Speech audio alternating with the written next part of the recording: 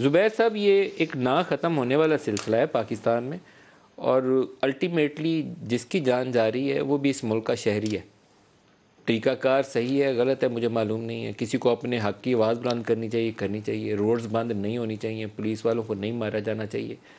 अगर कोई ऐसा कोई भी लाकानूनियत कहीं से आई नहीं होनी चाहिए। ये ग्रुप खड़ा कैसे हुआ, पहले आप इसके ऊपर रोशनी डाल सकते हैं? देखिए ना, मसला जो है, आज जो हुकूमत ने फैसला किया है कि रेट ऑफ द स्टेट कायम की जाएगी, मुझे उस पर बिल्कुल भरोसा नहीं है। बिकॉज कल तक तो अगर कल ये प्रोग्राम हो रहा होता ना, तो फैसल पाटा बिल्कुल डिफरेंट बात कर रहे होते, तमाम वज़रा डिफरेंट बात कर रहे होते, और जिस तरह से कर रहे थे कि जी ये स्टेट को कोई एक्शन लेने की ज़रूरत नहीं होती, बातचीत से मसला हल होता है। सीरियस तरीन इश्यूज़ हैं। 2017 में जो एग्रीमेंट किया था, क्या जिन्होंने एग्रीमेंट किया था, जो भी उस वक़्त मौजूद थे वहाँ, मेरा ख़्याल है पाक फ़ौज के वो जो भी थे, क्या हम ओन करते हैं उस फैसले को? ये फंडामेंटल क्वेश्चंस हैं। क्या जो इससे पहले एग्रीमेंट किया गया, जिसका हवाला अभी आप दे रहे हैं, क्या हम ओन करते हैं, हुकूमत पाकिस्तान ओन करती है या नहीं करती? और आज भी अगर नदीम, आपने वो प्रेस कॉन्फ्रेंस देखी हो शेख रशीद साहब की, आपने ज़रूर देखी होगी, आप रेफरेंस कर रहे थे, आज भी उन्होंने एक मास कन्फ्यूजन क्रिएट कर दी है।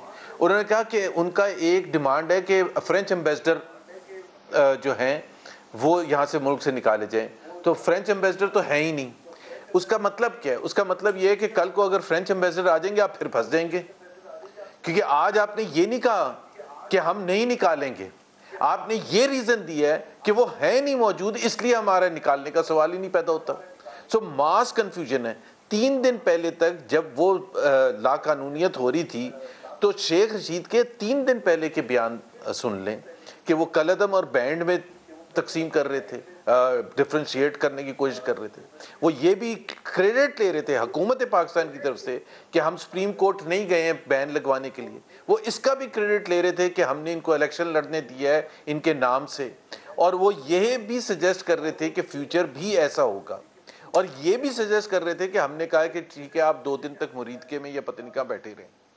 तो जब आप एक चीज़ पर एक तसलसल आपका था ही नहीं, और दूसरी बात यह है कि फैसल भी यहाँ मौजूद हैं, ये चौथा इनका धरना है तकरीबन जब से ये हुकूमत आई है। आप हमें बता दें कि हमारे किसी PMLN के लीडर ने कोई एक ऐसा बयान दिया हो जिससे हमने हौसला अफजाई की हो उनकी कि जी आप करें, उस तरह का जिस तरह का आपने इमरान खान का सुनाया था, उस तरह का जैसे आपने शेख रशीद का सुनाया था। सो ये हुकूमत, ना इनमें अहलियत है इम्पोज करने की अपने रिट, और ना ये इतने ताकतवर हैं कि ये समझते हैं कि हम अगर बैकलैश होगा तो उसको संभाल सकेंगे। आज से 6 महीने पहले थाने में जाके इसी ऑर्गेनाइजेशन के लोगों ने जाके पुलिस वालों को उठा के लेके चले गए थे, यरगमाल बनाया था और उनको मारा पीटा था। कौन सा एक्शन लिया गया था? हम तो अभी भी अपोलोजेटिक तरीके से कल तक बात कर रहे हैं। ज़ुबैर साहब, लेकिन आज क्या हुआ मुझे नहीं पता। और एक आखिरी वाली और रोड बंद करने वाली सियासत है। अब ये बड़ा एक नाजुक मोड़ है। पहले पैट वाले आए थे ज़ुबैर साहब, आप ही से सवाल कर रहा हूँ।